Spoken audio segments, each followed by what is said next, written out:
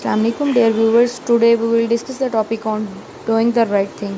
अब इसमें ethical dilemmas के पॉइंट ऑफ व्यू से हम पब्लिक पॉलिसी मेकिंग को देखेंगे कि डेविड ब्रोमेल ने क्या कहा है कि डूइंग द राइट थिंग के बारे में। एक आर्टिकल है, ये इन्होंने मतलब पब्लिश किया है मार्च 2012 में। अच्छा, तो इस आर्टिकल में बेसिकली आर्टिकल ये होते हैं कि जो मतलब रिसर्चर रिसर्च करते हैं इस चीज़ के बारे में, डूइंग द राइट थिंग।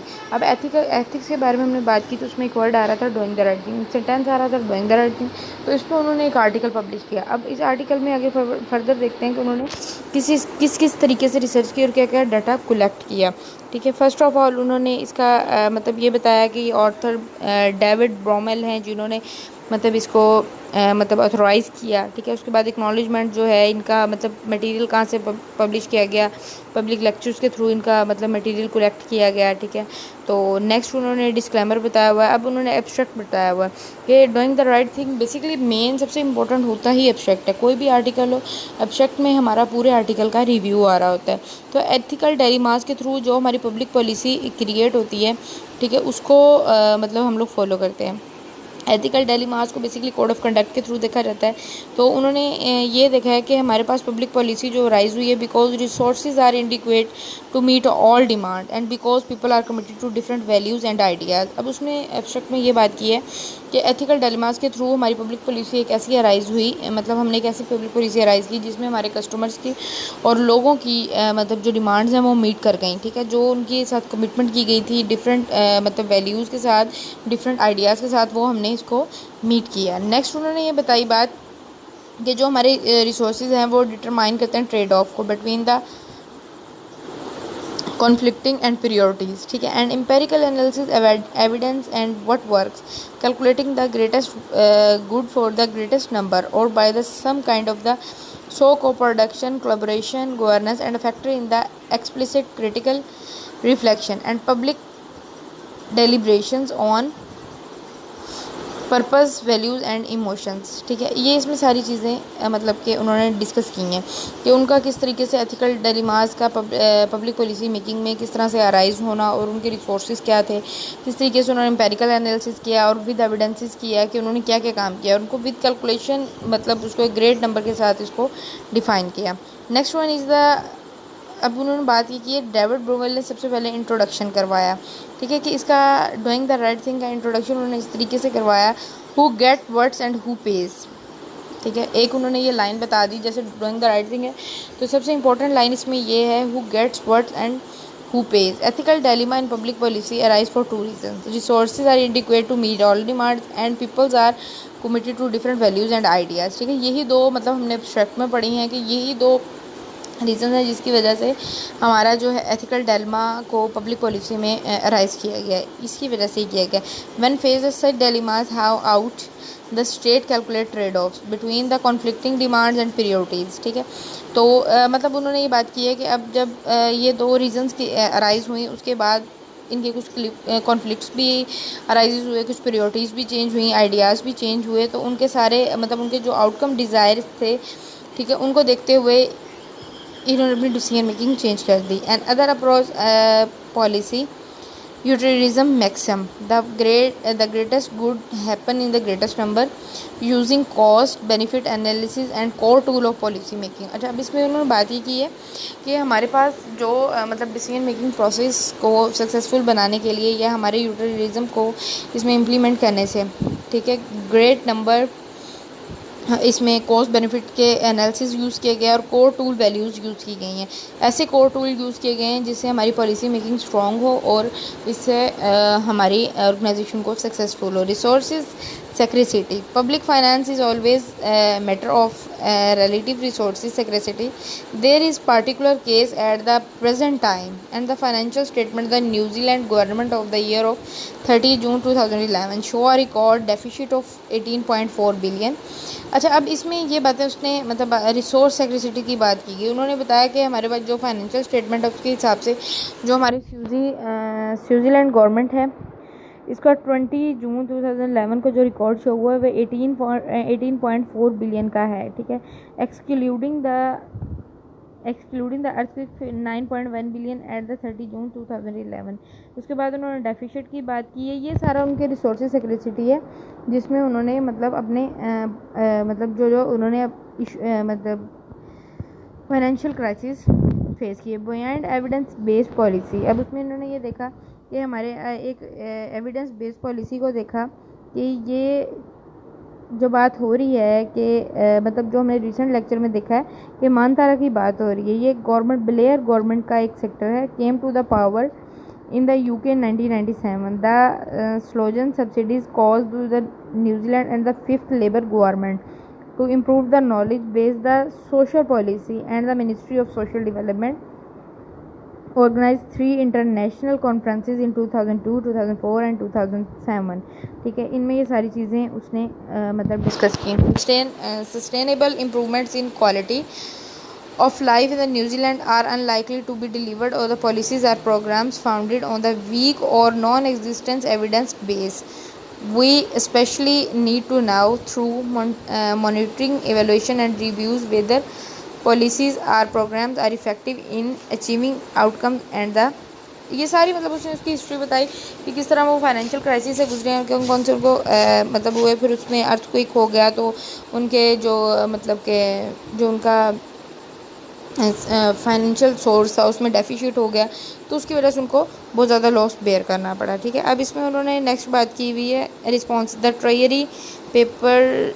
ये तो आपसे मतलब आपने इतना ही इसमें बताना है। ठीक है, साइंस एंड गवर्नेंस 4 मॉडल्स। अब इसमें 4 मॉडल्स की उसने बात की हुई है। सबसे पहले decisionist model, technocratic model, inverted decisionism and evolutionary model. ये जो 4 मॉडल हैं ये मतलब इम्प्लीमेंट होते हैं गवर्नेंस पे।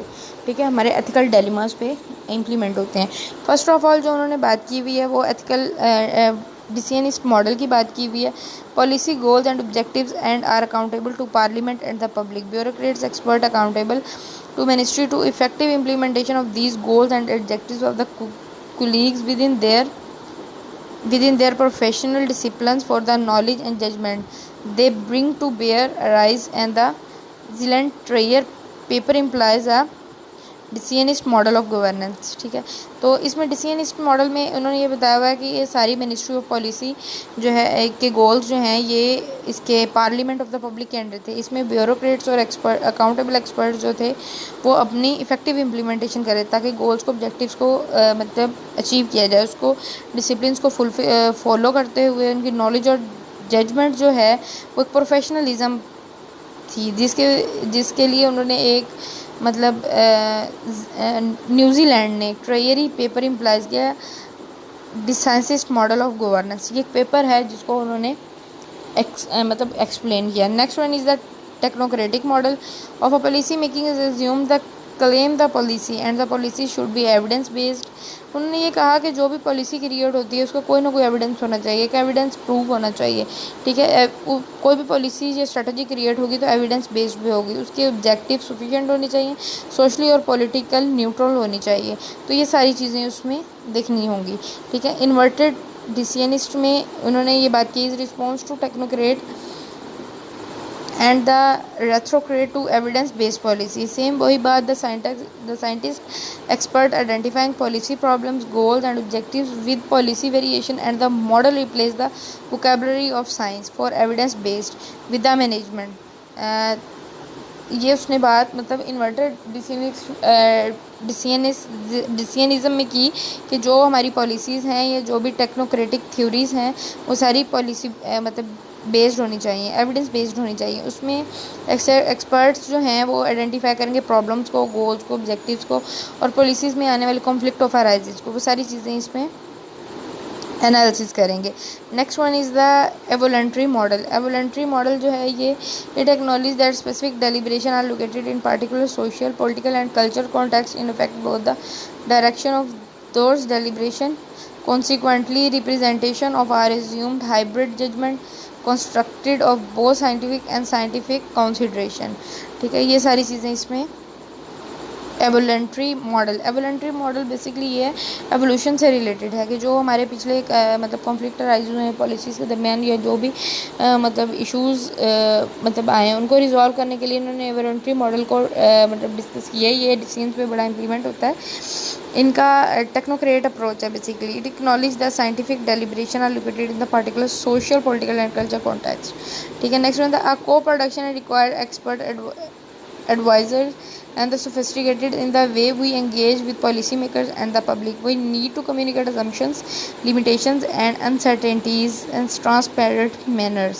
ठीक है, नेक्स्ट वन आपने बाकी ये सारा इसको स्किप कर देना क्योंकि इसमें मतलब उन्होंने बात हुई बताई हुई है कि डिफ़िकल्ट डिसीजंस के बारे में मतलब उन्होंने बात की हुई है कि इनका जो अदर ग्राउंड फ्लोर है ना मतलब इस थ्योरी का या बेस्ड है, ठीक है, वो बहुत मुश्किल है।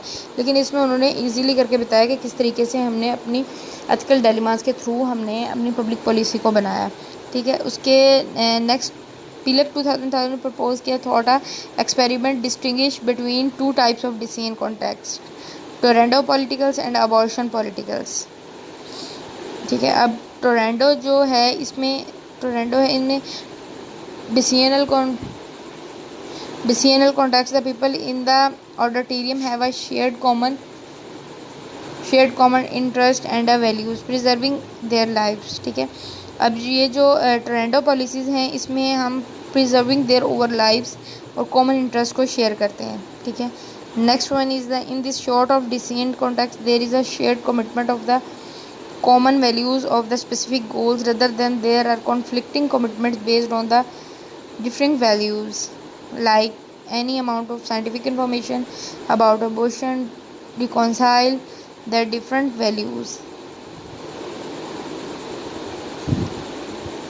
अब बेसिकली इसमें इन दोनों में उन्होंने टोरेंडो पॉलिटिक्स और अबॉर्शन पॉलिटिक्स में ये बात की हुई है कि जो टोरेंडो में है इसमें हम लोग अपना इंटरेस्ट शेयर करते हैं। अब ठीक है, अपने वैल्यूज़ को अपने जो हमारे मतलब कॉन्फ्लिक्ट राइज होते हैं उनको सॉल्व करने की सोल्यूशन देखते हैं। लेकिन अबॉर्शन में हम लोग ये सारी चीज़ें नहीं करते, इसमें हम लोग साइड पे करने की कोशिश करते हैं। कोई कॉन्फ्लिक्ट राइज होता है तो उसको निकालने की बजाय उसको सॉल्व करने की बजाय उसको वहीं का वहीं रहने देते हैं, उसको नहीं देखते।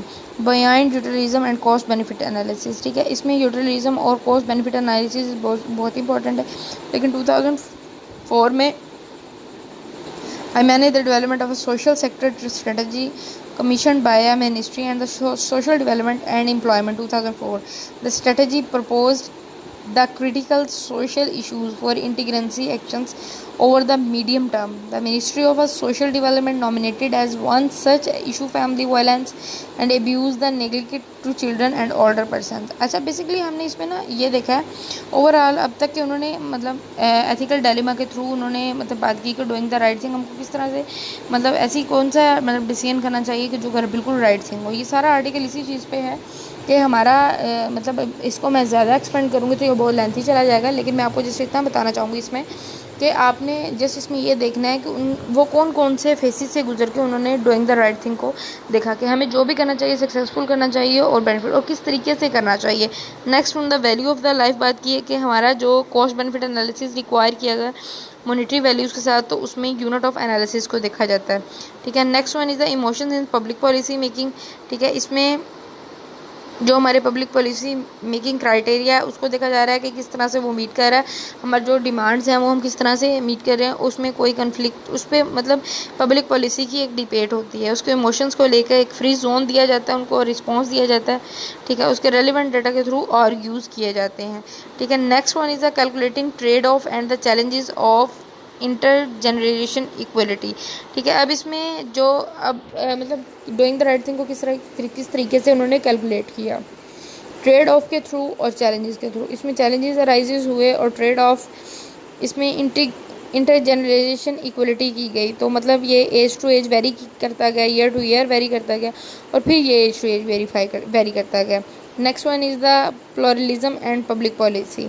इसमें जो है जस्टिस की बात की हुई है कि जो हमारी मतलब fourth country BCU later wrote the Republic Isaiah Berlin irremovables element in human life. ठीक है, इसमें पब्लिक पॉलिसी में उसको मतलब अगर कोई इशू क्रिएट हो रहा है, रिजॉल्व हो रहा है, अगर कोई मसला हो रहा है ह्यूमन लाइफ के लिए रिमूवेबल है, तो उसके लिए एक जस्टिस क्रिएट किया गया। Next one is the realisation focus comparison. इसमें arguments thus far sound public policy informed the relevant evidence including monitoring and evaluation of what works.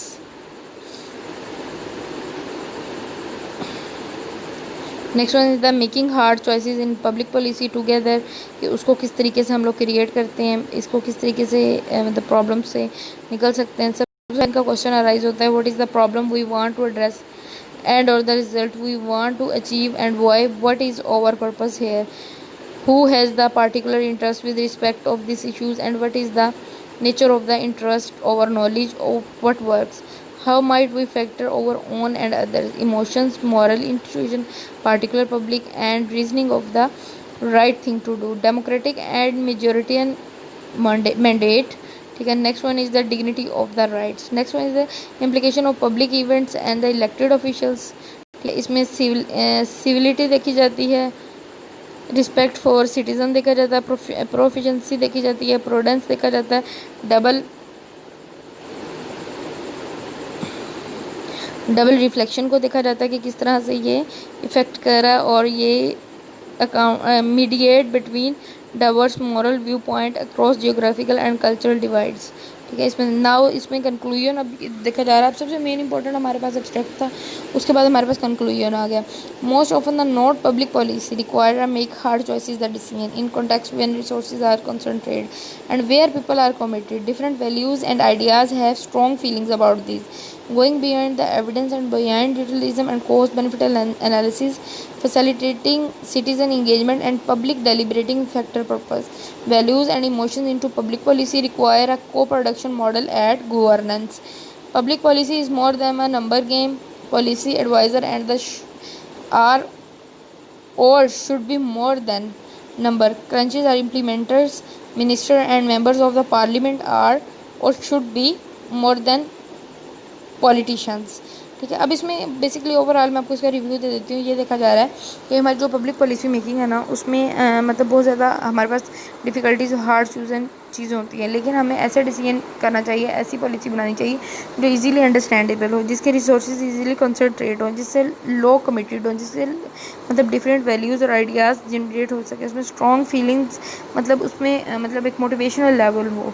ठीक है, अब बेसिकली उन्होंने डूइंग द राइट थिंग में overall ये बात की है कि एक मतलब ब्रॉमवेल ने एक इस पर रिसर्च की कि डूइंग द राइट एक बात आ रही है तो ये क्यों आ रही है, तो उन्होंने एक पूरी रिसर्च की, उसमें एब्स्ट्रैक्ट लिखा, लिटरेचर लिखा, अपना इंट्रोडक्शन लिखा और एट द एंड उसने कंक्लूजन भी दिया कि हमने ऐसी ऐसी चीज़ें आइडेंटिफाई की कि जो हमारे मतलब ऑर्गेनाइजेशन के लिए सक्सेसफुल है, हमारे मतलब के सोसाइटी के लिए सक्सेसफुल है। तो